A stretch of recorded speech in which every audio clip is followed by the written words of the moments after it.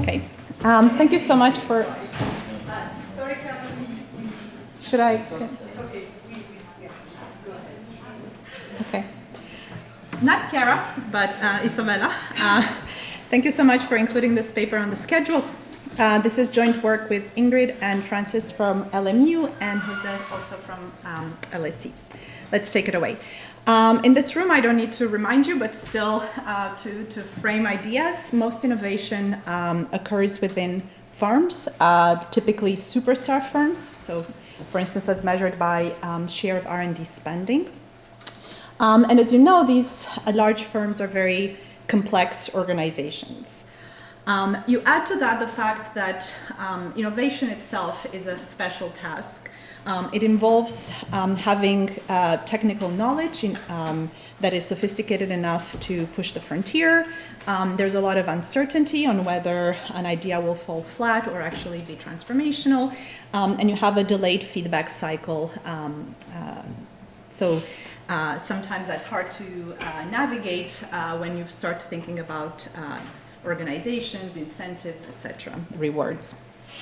We will start from the premise, and also we will, which has been shown anecdotally, but also we will bring evidence to bear that middle managers are crucial for the innovation process in these complex organizations.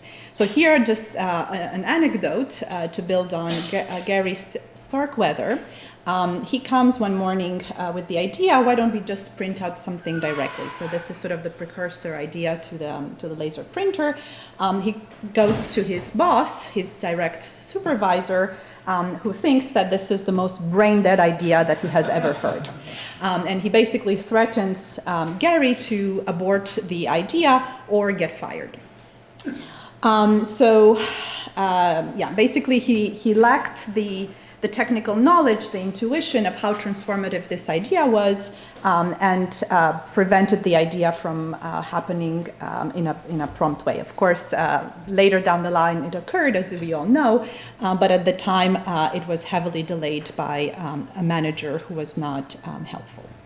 So there's two ways to think about managers. On the one hand, you could think of them as crucial for monitoring mainly.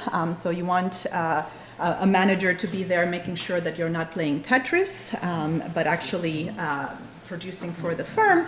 On the other hand, you might have sort of in mind the idea of the Apollo 13 failure, the chaos that ensued, and how critical the flight director was. He basically had the technical knowledge to steer a very sensitive task to coordinate everyone towards saving the Apollo 13 team. And if he would have just been someone able to monitor and not also to have this like technical expertise, maybe the Apollo 13 crew would not have been saved. So quickly, what is this paper about? It's asking what is the role of managers, middle managers, to affect worker innovation. The setting is one of a particular firm, which shall remain unnamed, that is one of Europe's largest multinationals. It has over 200,000 workers worldwide. For this particular firm, we observe two complementary types of data. One which tracks inventions from the invention disclosure all the way to whether that particular invention was used in commercialized products of that firm. And we merge that with detailed information about how that firm is organized. So personnel records, the organizational structure, 360 degrees evaluations. The empirical strategy is one that is familiar to the personnel literature. We're going to use managerial switches across teams within this large firm. And the idea there is to hope that we have a setting in which managers are rotated because of the natural career path of managers and not targeted to specific teams that are about to innovate. And the punchlines, in case I don't get to the end of the presentation, invention experienced managers are critical to unlocking innovation potential for their teams. They more than double the workers' patented inventions within 4 years of arriving to that team. So they're really important for across the all the way from invention disclosures all the way to commercialized output, so across the entire supply chain of ideas. We show that invention experience of the manager is uniquely predictive for this success of their teams, above and beyond other manager characteristics that you might think of, such as having a PhD. Actually, having a PhD has a negative effect. and what we show as a key channel is that managers increase workers' ability to innovate, both by transmitting knowledge that is relevant for that new innovation and also by fostering innovation-friendly climate. So very quickly, it's a very long literature, two very long literatures. One thinking about the critical role played by middle managers for worker outcomes. We're going to focus on a high-stakes output of teams, namely innovation, and we're going to document mechanisms. And of course, given the room, you know the long literature on the drivers of innovation. Where we're going to come in is by shedding new light on the black box of innovation within a complex organization. Namely, we're going to shed light on the role of middle managers. So quickly on the firm, very large, present in over 50 countries, headquarters in Germany. It's similar to other superstar manufacturing multinationals. So in that sense, that's sort of the class of firms for which we think it is representative. And among them, it's a top innovator, depending on whether you think about... So I don't want to delay. Mm-hmm. Will you distinguish between radical and non-radical innovations? You might think that very radical innovations require spin-off. You know, you also had Rebecca Henderson talking about, the architectural barrier to innovation, the McDonnell Douglas Boeing story or whatever. So is there anything to that So we haven't made it's an important point, we haven't made a separation between radical and non-radical, building on how to define radical or not. But we do see that these new patents that are fostered by these good type managers are more cited, so in that sense they have a higher quality. And also we see that these managers are steering these new teams towards the fields in which they have experience, allowing them to sort of diversify what they were purposely working on, but we haven't done radical or not separately. Yes. So your data will come from one firm. One firm, right? Yes. So is it from an industry where Germany is losing ground? So is this a good example or a bad example? I think this is a firm that we can look up to in terms of their practices. It's not car manufacturer. I will not say more. Okay, so we will focus for the purposes of today on white-collar employees in Germany, because for Germany we also observe bonuses, labor earnings, etc., which are harder to observe for workers in the worldwide workforce of the firm. I think this is an important point because Germany, Europe and especially Germany is not known to be super innovative, and there's a huge discussion on why it's falling behind in terms of innovation. Sure. So that's why where does this company fall in terms of the innovativeness distribution globally? Is at least the minimum you can tell us. Yeah, it's a top innovator. But what does top innovator mean? What is patent per capita, for instance? Okay, I can go to the to this. So here I'm comparing our firm with other manufacturing multinationals or multinationals from the EU or top firms in manufacturing in the world. And we compare them across I think R&D these are- expenditure or in terms of millions or share of sales. And this is a firm that stands out as a top innovator. I am happy to make the case for this firm further offline, if you don't mind. I'm just trying to help because normally patent per person is the minimum you can show, and there's a massive. Okay, I'm happy to also bring it there because we can do patent per person. Yes. Okay. So very quickly on the process of innovation.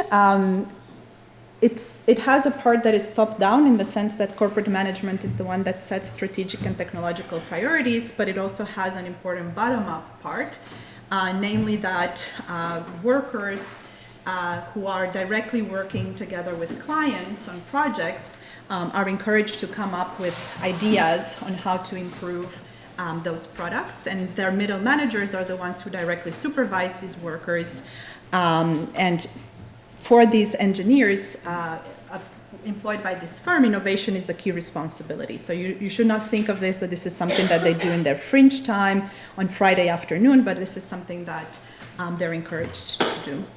And we have also conducted a survey through IFO of 1,700 German firms that also highlights that the way that this multinational headquartered in Germany handles the innovation process is similar to how other large firms headquartered in Germany handle it as well. So again, speaking to the representativeness.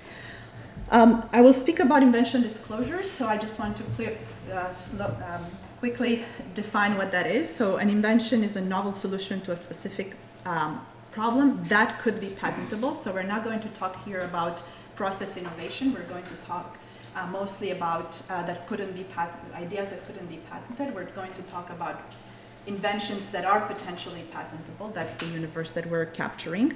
And there's a law in Germany that makes it compulsory for workers in Germany to promptly disclose any invention that they come up with during work time obtained using firm resources.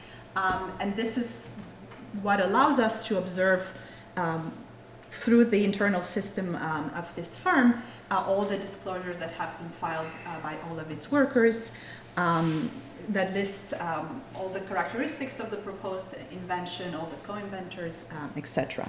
And compliance is high. We've talked to workers, managers, patent officers, both within our firm and in other firms, and this is taken very seriously. And importantly, for the results that I will show you, supervisors are added on an invention disclosure and afterwards on a patent only if they've made a substantive contribution. So it's not just because this is your team or your R&D lab that your name will be on that invention disclosure. So quickly on the data, as I was saying, we observed the universe of inventions at the firm, the invention disclosures, whether they chose or not to file a patent, the characteristics of the patent, whether it was granted or not, citations, what are the IPC codes of those patents, and also whether that patent was used afterwards in a commercialized product. And we combined that with personnel records, very, very detailed information about all the workers in this firm, their characteristics and also their rewards. The organizational structure, so who works with whom at a point in time, and also, which is going to be very important for the mechanisms part, the performance evaluations of workers and managers, which will give us further nuance on why exactly these managers, high-type managers, are helpful for the innovation of their teams. So very quickly on the process, the ideas that qualify as inventions need to have an invention disclosure. We have 43,000 of them in our sample. About 58% of them are chosen to be used for a patent application. 30% afterwards end up having a patent granted, and only a small share of them are actually used for commercialization, the rest being on the defensive side. So what do we, yes? Are these worse than average ideas, or is 50% rejection the norm? I don't have, my understanding is that it's the norm, but I should have here a link to the survey that we've done with the other firms so that you have the comparable number in case. I mean, many of them are not patentable or not worthwhile patenting. So then those ideas are released back to the worker, and if the worker himself or herself wants to patent, they have that choice. Okay, so quickly on the innovation of the firm, some stylized facts. As we know, it's a delayed and noisy feedback process. So between the moment you have an idea and you put forward an invention disclosure to the moment you have a patent potentially granted, it's about 6 years on average. It's an expertise-driven process. So 89% of invention disclosures come from a worker in engineering. And of course, as always, there are superstar engineers, superstar inventors. It's a tacit team-based knowledge that is being produced. Typically, the average team has 2.5 co-inventors, and they include repeat collaborators. And this is a setting where, again, for managers, it's crucial to have the necessary expertise to guide these teams. So managers actively co-invent. 50% of disclosures list the manager as co-inventor. Okay, so let me build a case on why in these industries that put forward sophisticated, technologically sophisticated goods, technical experience of managers is key. So these are some quotes from Steve Jobs, who started by saying, well, we first hired a bunch of professional managers and it simply couldn't work because managers were not feeling as if they were heard. These professional managers have had no clue about how to prioritize projects and how to allocate workers' time towards projects of different values. So basically they had to scrap with that and focus on managers with the necessary technical expertise. So the way that our baseline measure of the type is a continuous one, and it's the own invention experience of the manager.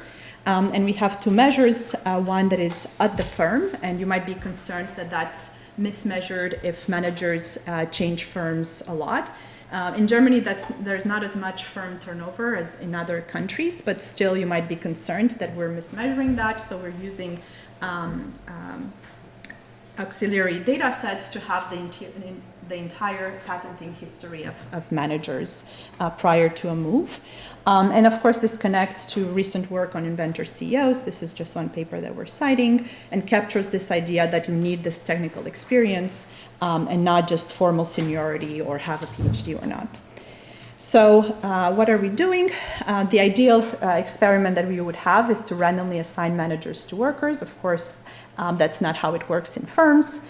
What we're going to exploit is the fact that as part of the natural career progression of managers, periodically they need to switch teams across business units, across functional areas in order to build expertise and also to diffuse the knowledge of the firm.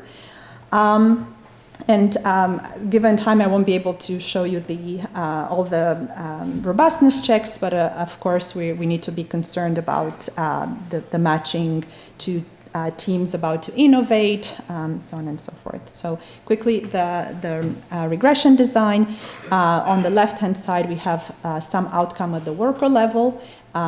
Given that these are lumpy measures that what we're going to use, it's not that every year that you have many invention disclosures or patent applications. For that reason, we're going to use 4-quarter rolling sums. And the experiment that you should think of is you're a worker who is experiencing a jump in the invention experience of your manager from, let's say, a low experience to a high experience. So, and then the question is, what happens to your invention and innovation output as a worker? And I'm going to skip all the concerns, of course, sorting on past performance, future potential, confounding shocks. These are things that we need to be very concerned about, and happy to talk about it offline. So what do we find? So here the outcome variable is invention disclosures that have later been granted a patent. And what we observe is that if you're a worker experiencing a larger increase in the invention experience of your manager, you're significantly more likely to have such patented inventions 4 years after. So I'm skipping sort of the details of the magnitude, but it's a more than doubling of your output relative to the mean pre-treatment. So it's a really large effect. That you could think of are high quality inventions. Maybe you think, okay, but what about the quantity of invention disclosures? We also find an increase in the overall number of invention disclosures, but it's less large than the one for patented invention disclosures. So for us, it tells us that it's not necessarily about like a reporting effect, that you just report more ideas, but it's something about the quality of the ideas that are being produced. Now, the question is, already working towards the mechanisms, is what exactly is going on. What we're separating here, we're separating co-inventions where the manager himself or herself is part of the inventing team versus inventions where the whole team, even if it's a team, does not contain the manager. And we are separating here between patented inventions or overall inventions. And what we see is an immediate effect on the overall number of inventions and patented inventions that is consistent with this idea that you have this hands-on collaboration, you immediately start thinking about ideas and bringing them to fruition. The manager has a lot of experience that he or she can pass on, both on the technical part but also on the procedural part.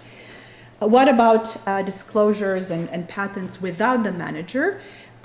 We see that in the short run, if anything, there's a fall because workers are focusing on these co-authored, co-invented ideas. So they sort of put a pause on their separate projects, but consistent with the idea that there is knowledge being passed on to these workers, we see that 3-4 years down the line, they also start improving their own innovative output that reflects this knowledge being passed on. And this improvement in the innovation output of these workers is across the entire chain, from the invention disclosures all the way to patented inventions, citations, and the commercialization of innovations.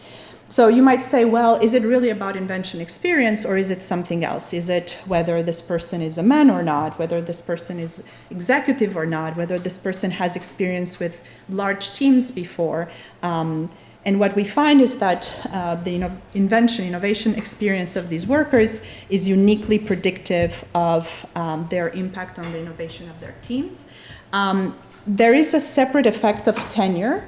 But once you control for, so basically tenure, because it's correlated with the invention experience, that's why it comes off as predictive, but actually when you control for tenure, tenure becomes irrelevant. So it's really the invention experience of the worker that matters. Now, in the last couple of minutes before wrapping up, what is happening? So our main interpretation is that these experienced managers are able to raise the ability of workers to innovate, both through knowledge transmission, and this is what we've shown in terms of the co-invention patterns that kick in right away, the fact that the effects are strong, and then afterwards, the independent, a couple of years after, once the workers have learned how the sausage is made, they're also able themselves to invent more. There's a complementarity with the ability to innovate of the workers. So we find that the effects are stronger for workers with prior inventive experience. And I'm also going to show you maybe briefly that the effects are concentrated in the manager's domain of expertise. So again, pointing to this idea that they have this vision, this technical knowledge, and they're able to impart that on their new team. Isabela, so Yeah. before you just had inventor or non-inventor, does it matter how much experience you have? So here is that answer. I hope. So here we're separating the workers themselves on their own invention history, and those who are more susceptible to benefiting from these high inventive activity managers are the ones that had a high experience prior. I meant on the side of the managers. Is it the case that you get more out of a manager with lots of patents, or is it? Yes, so the effects are nonlinear. They're really driven by superstar managers. I haven't had the time to show, but it's really the superstar managers that are driving this. Okay, quickly, because I think I have only 1 or 2 minutes left. So here what we're looking at is the output of the workers.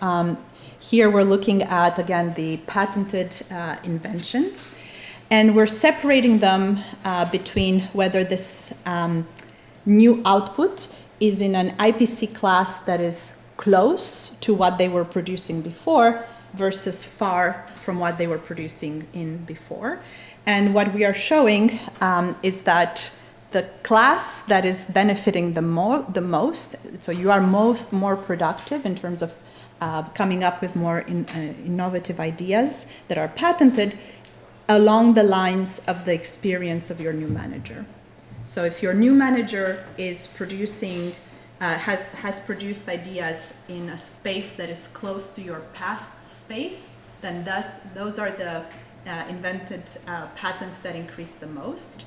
If your new manager is farther away from what you used to patent in, now your output is bigger in this new direction, which is the direction of the new manager that you are getting. On the climate, on the innovation climate, here we're leveraging the 360 ratings of the managers, and we have them from various angles. We have them from themselves, the self ratings. We have the ones coming from the managers of the managers, or the workers who are evaluating their managers. And they all agree that these high inventive experience workers, managers, they are also able to inspire curiosity, challenge current thinking, support experimentation, and secure time and resources to develop ideas. And there are a number of alternative channels about selection of workers or retaining workers, inducing effort in a general way for workers, task allocation, or managers connecting workers across units of the firm, and we are bringing evidence not supporting these alternative channels. So we really think it's about, a part of it is knowledge transmission, and part of it is the innovation climate. I'm out of time, so thank you for your attention.